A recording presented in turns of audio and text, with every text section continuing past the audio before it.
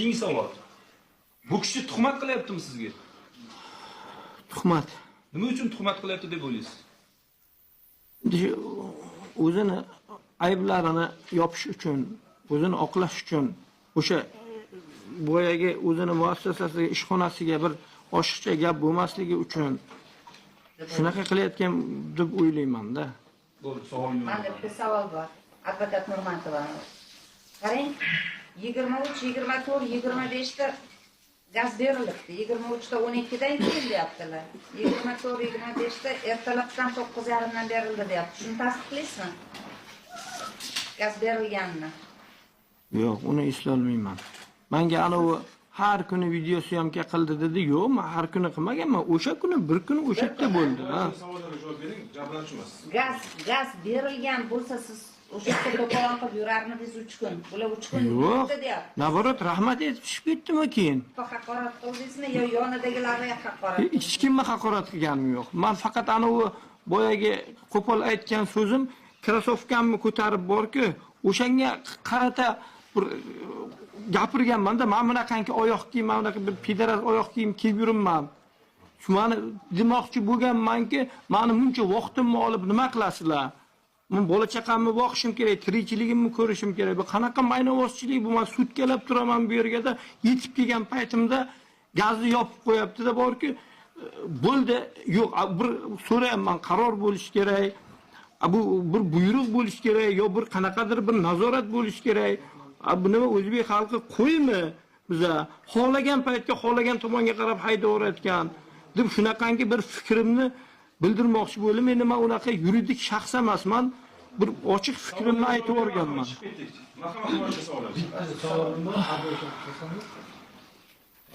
G'ayratdagi syomka qilgan inson haqida gaplashsak, u sizni tanishingizmi?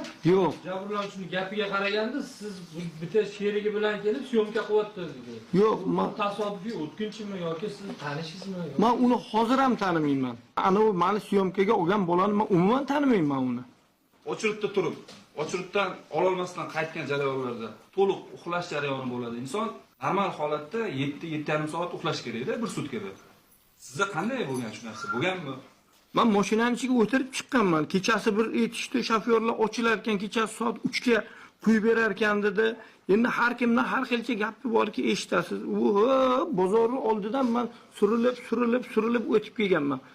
Kechqurun o'sha mashinaning ichiga borki o'tirib chiqdim. O'sha yerga hozir anaqalarim ham borki, bor o'sha yerga kofe, u bu narsa yeb ichib bir g'alati. Savolni boshqa qo'yaman. Uxladingizmi? Yo'q, uxlagan bo'lsangiz qancha uxladingiz? Ko'p uxlolmadim u yerga. Qancha uxladingiz? Sutka uxladingizmi? 2 uxladingizmi? Soat uxladingizmi? Shuni O'sha yerda olgani kelgan voqea o'sha siz video tasvirga olish jarayonida bugungacha uxlaganmisiz? O'sha kuni tunda uxlaganmisiz? Ha, uxlaganman. Qancha uxlagansiz? Uxlagan bo'lsam 1 soatlar uxlaganman-da. Model saqlaganingizda sizga nisbatan bosim o'tkazildimi? Yo'q, bosim o'tkazilmadi. Marhamat, keyingi savol. Bormi savollar, hurmatli tomoshabinlar? Bo'ladi. Bundan so'ng bekasida qatnashadigan himoyachilar, savollar yo'qmi boshqa? Mana savol bermoqchidim, boshqa savol. Bittagina savol beray. Hozirgi paytda shu qilmishingizdan yoki shu bo'lgan voqeadan pushaymondanmisiz yo'qmi? Pushaymonman. Pushaymonmisiz? Boshqa savol. Lekin sal kechroq tushundim, buni boshqacha yo'l bilan endi ana u yozma ravishda qilib berish kerak ekan. Men o'sha narsasiga o'shali o'zimni stressligim uchun bir oila